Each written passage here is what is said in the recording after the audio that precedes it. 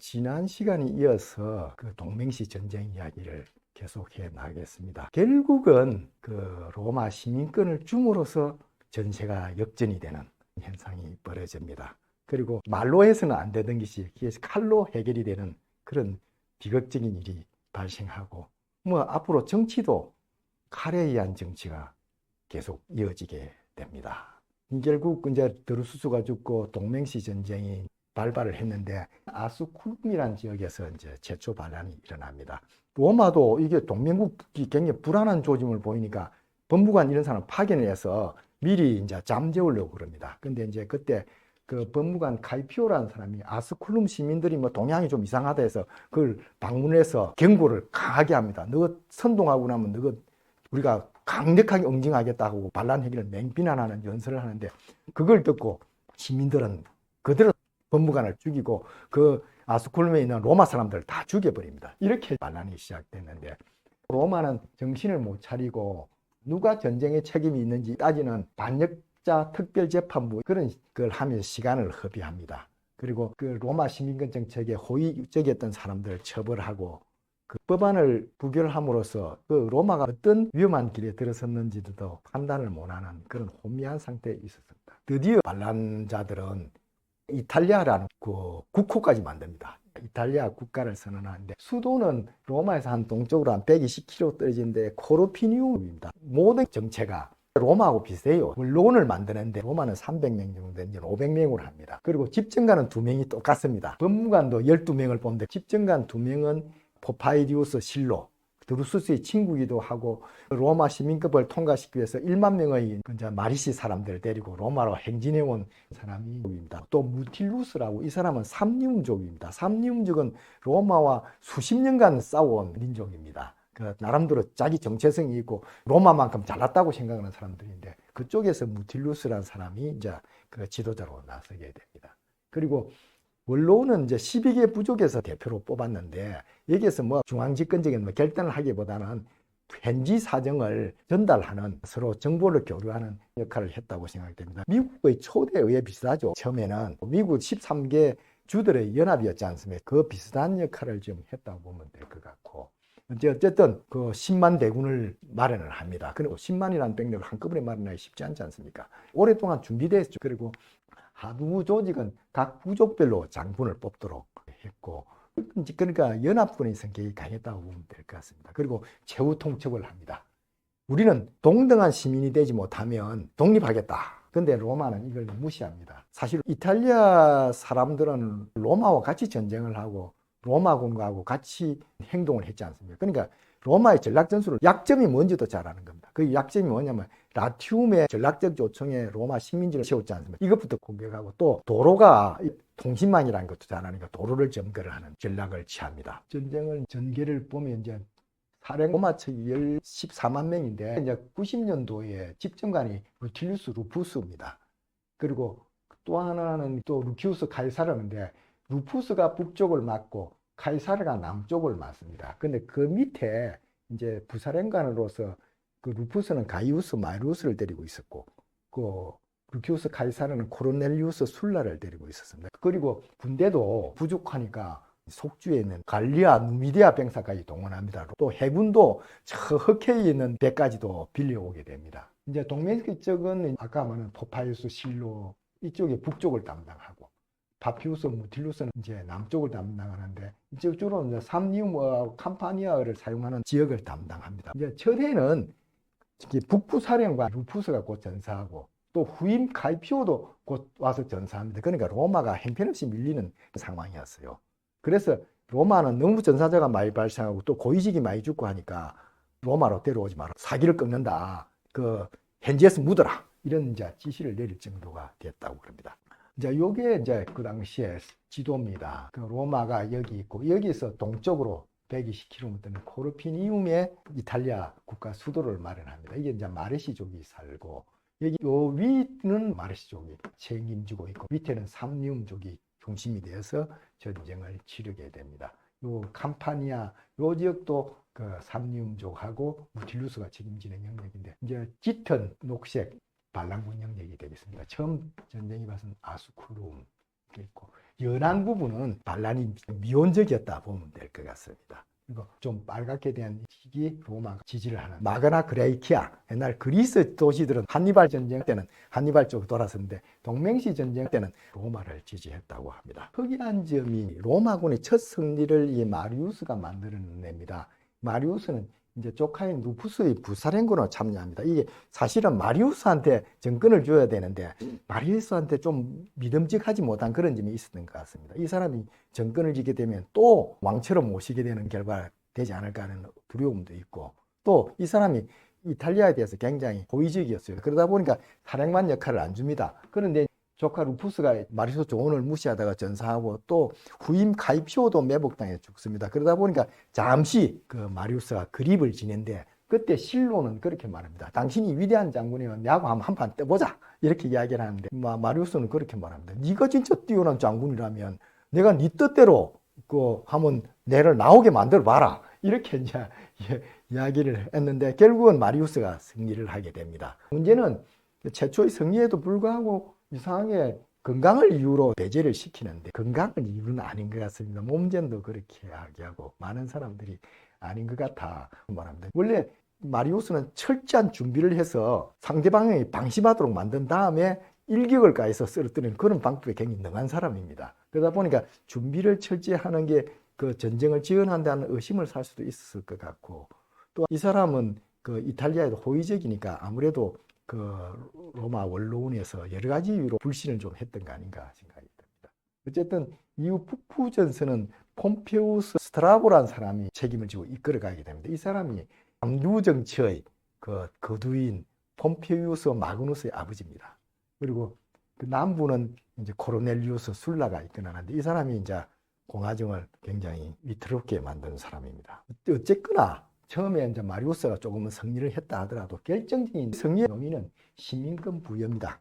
이제 군대를 마련해야 되는데 처음에 이제 해방노예를 자꾸 징집했는데 이게 나중에는 큰 사회 문제가 될 것 같은 생각을 하게 된 겁니다. 또 다른 이탈리아 도시들이 계속 반란에 합류하는 것도 막아야 되지 않습니까? 그렇게 생각하다 보니까 이제 시민권을 부여해줘야 되겠다 생각을 가지게 된 겁니다. 그리고 말로 해서는 안 되고 결국 칼로 대드니까 이제 시민권을 부여하게 된 것 같습니다.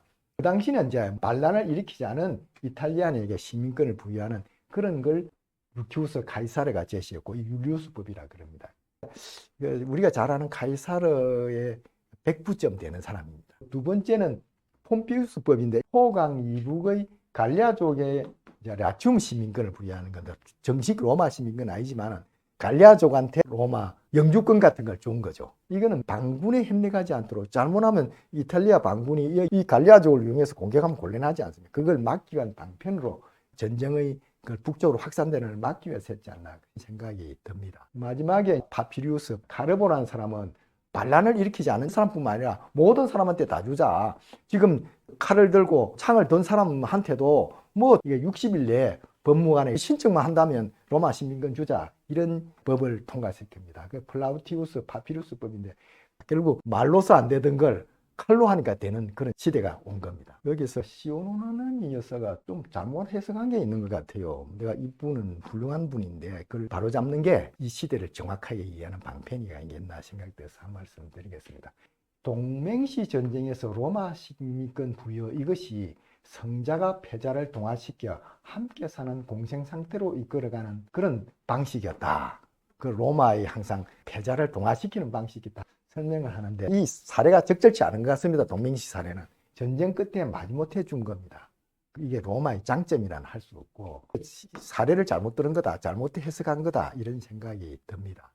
로마 시민권 문제는 가이우스 크라쿠스부터 30년 이상 끌어온 과제 아닙니까? 몸전이 말했다시피 로마 시민권 문호는 오랜 세월 이탈리아인들의 간청에도 굳게 닫혀 있었다. 그런데 그들이 칼이 두드리자 그 열렸다, 이런 편은 결국 칼로 해결한 문제입니다. 그러니까 로마 입장에서는 부끄러운 일이죠. 왜냐하면 로마의 영광은 혼자 이룩한 게 아닙니다. 동맹국이 적극적으로 도와줘서, 또 옛날 한니발이 쳐들어왔을 때도 로마 연합을 깨뜨리지 못했지 않습니까? 그때 로마가 휘청휘청 하는데도 로마를 지원한 게 동맹국이었는데 그 동맹국한테 너무 홀대한 거죠. 그러다 보니까 동맹시 전쟁이 그런 걸 가져왔고 결국 칼로 들이대니까 시민권을 줄 수밖에 없는 상황이었. 그걸 로마의 동화 정책으로 보면 안 된다 생각이 됩니다. 근데 전쟁이 일어나면 영웅이 생기게 되죠. 로마 시민권은 결정적인 승리용이 하더라도 칼을 한번 든 놈이 쉽게 내릴 수가 있습니까? 그러니까 전쟁을 계속 할 수밖에 없었는데, 그때 영웅 중에 한 사람이 술라야 있었습니다. 이 사람은 쇠락한 귀족 가문의 야심차고 부도덕한 후손이었다. 이런 평을 드려요. 왜냐면 어릴 때 아버지가 술주정뱅이가 돼가지고 워낙 어렵게 살았어요. 근데 이 사람이 굉장히 미남인 사람이었습니다. 그래서 애인이 많은데 애인이 죽을 때 재산을 남기고 어머니가 또 재산을 남겨가지고 그 재산 가지고 원로원이 될 수 있습니다. 원로원이 되려도 재산이 없으면 안 됐거든요. 일단 마리우스 밑에서 군 생활을 했는데, 이제 그 당시는 동서지간이었어요. 그 가이사르 집안에 이제 이 사람도 장가 갔는데 마리우스가 큰 동서가 되는 거죠. 그래서 같이 활동을 했는데 나중에 정적이 됩니다만은, 그때 마리우스가 있을 때 유구르트를 체포해 오는데 결정적인 공을 세우고, 또 동맹시 전쟁도 성리로 망명이라는데 굉장히 많은 공을 세웠는데, 술라는 병사들의 감정을 잘 컨트롤할 수 있는 재주가 있었다 그럽니다. 보상을 줄 때 확실히 주고, 그리고 사면을 할 때는 과감하게 하고, 법과 이런 데 전혀 개의치 않고 자기 뜻대로 상황에 맞추어서 보상을 하고 징벌을 함으로써 병사들을 잘 이끌어간 사람인데, 또 자신이 그 기적가진 성공을 많이 해오다 보니까 행운을 항상 믿었다 그래요. 행운을 믿고 과감한 전술을 추진한 사람인데, 그 폼페이 함락이라든지 캄파니아에서 이제 무딜스를 대파하고, 그 과정에서 자기 개인이 용감하게 전쟁터에 나섬으로써 군단 전체를 살리는 전공도 세웁니다. 그래서 병사들이 당신이 우리를 구했다 그래서 주는 풀립관이라는 상을 받은 사람입니다. 그 로마 역사상 풀립관을 받은 사람이 많지 않습니다. 근데 문제는 군단을 사병화한 거예요.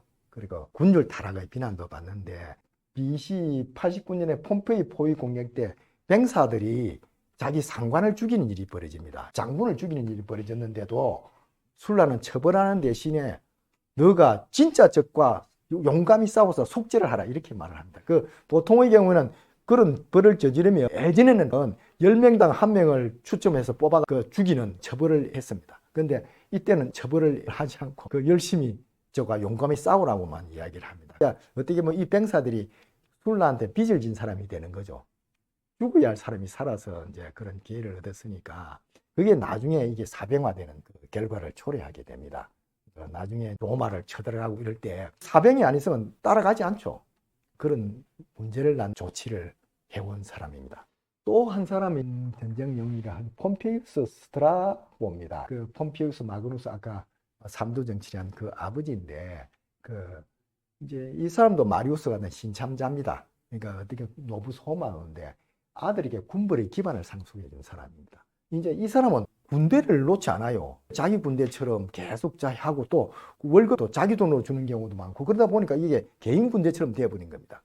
근데 물론 전쟁을 오래 하다 보니까 그런 일이 자꾸 벌어지죠. 왜냐하면 로마에서 돈도 못 주는 경우가 많은데 자기 재산 갖고 돈을 주고 이런 일을 하게 되다 보니까 개인 군대처럼 되어버렸는데, 아스쿨룸 함락 등 이제 북부전에서는 승리를 거둡니다. 아스쿨룸에서는 도살자라는 평을 들어요. 유력 인사는 전부 다 참수행하고, 그 모든 사람들은 빈손으로 나가게 합니다. 또 약탈 전리품을 그 로마 본부로 보내야 되는데 자기가 다 차지합니다. 왜냐면 월급을 줘야 되니까. 그런 조치를 취한 사람인데, 그 술라하고 마찬가지로 이 사람도 군대를 사병화합니다. 그 BC 88년에 그 새로 집정관이 된 폼페이우스 루푸스가 군대를 인수하려고 옵니다. 그런데 이제 이 사람이 죽어요. 이 죽음에 폼페이우스 스트라보가 관련됐지 않나 의심을 많이 하게 됐어요. 이 사람이 그 당시 군대를 장악하고 있으니까 조사도 안 되고 누가 죽였는지도 알 수는 없는 상황이 옵니다. 이 사람 군대를 절대로 놓지 않으려고 그래요. 그리고 아들도 똑같은 일을 합니다. 그래서 폼페이우스 마그누스가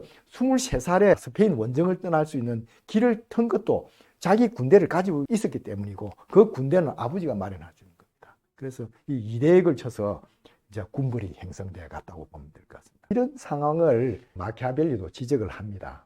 그 로마 공화국 해체의 주요 원인이 최고 지휘권의 연장이었다.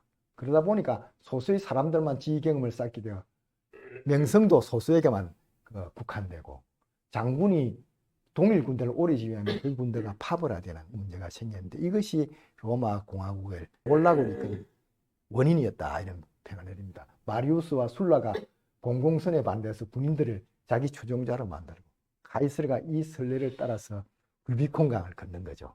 그 문제가 이 동맹시 전쟁에서 이미 싹트게 된 겁니다. 전쟁은 이제 이렇게 해서 이제 종료가 됐는데 BC 88년 초에 아플리아 지역에서 실로가 패잔병들을 모아가지고 5만 군대를 만듭니다. 그래서 그 이탈리아 군대로 삼림으로 쳐들어오는 술라도 막고, 그리고 아플리아 쪽으로 진출해 가는데 메틀루스, 피우스의 군대가 훨씬 많았습니다. 그래서 패배할 수밖에 없었는데, 그때 이제 실로도 전수하게 돼서 이제 조직적인 저항이 마무리됩니다. 그래서 리비우스와 아피아누스도 거의 죽음으로 전쟁이 종결되었다 기록을 해두고 있는데, 일부 패잔병들은 폰토스의 미트리다테스 왕한테도 도움을 요청하는데, 이 사람들은 죽음 아니면 노예라는 양자택일의 기로에 선 상황이라서 항복을 할 수가 없었어요. 그래서 계속 싸움을 해갈 수밖에 없었는데, 결국 남부전선을 책임지고 있는 술라가 동방으로 미트리다테스와 싸우러 간 틈에 정적이 킨나고 이제 협의를 해서 전쟁을 종식시킵니다.